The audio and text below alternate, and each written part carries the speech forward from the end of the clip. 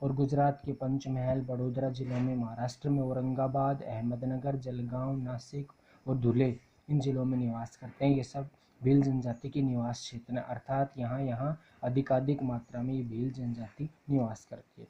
अर्थव्यवस्था का मतलब होता है किसी जनजाति द्वारा अपना जीवन यापन के लिए पैसा कहाँ से प्राप्त किया जाता है, क्योंकि कृषि और पशुपालन से जब अर्थव्यवस्था आगे नहीं बढ़ती तो इन्हें उद्योगों में भी कुछ काम करना पड़ता है। सजावटी वस्तुएं बेचकर, गोंद शहद इकट्ठा करके भी ये जीवन यापन करते हैं। इनकी अर्थव्यवस्था का प्रमुख आधार शिकार, कृषि और पशुपालन होता है। स्त्रियां फल फूल एकत्रित करती हैं।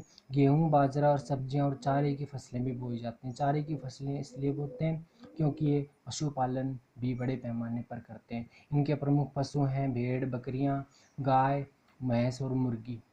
ये तीर कमान द्वारा जानवरों का शिकार करते हैं और वनों को जलाकर जमीन कृषि करते हैं।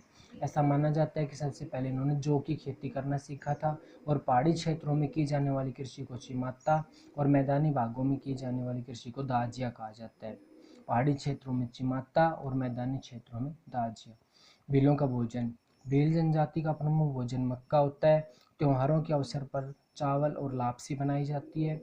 छाछ और आटे को उबालकर प्रत्येक घर में राबड़ी बनाई जाती है। महुआ के फूलों से बनी हुई शराब भी पीते हैं। इससे पता चलता है कि इनका जो भोजन है वो सामान्य है और ये बहुत अधिक जो है अच्छा भोजन नहीं करते हैं, सामान्य रूप से इनका भोजन होता है। भीलों के वस्त्र।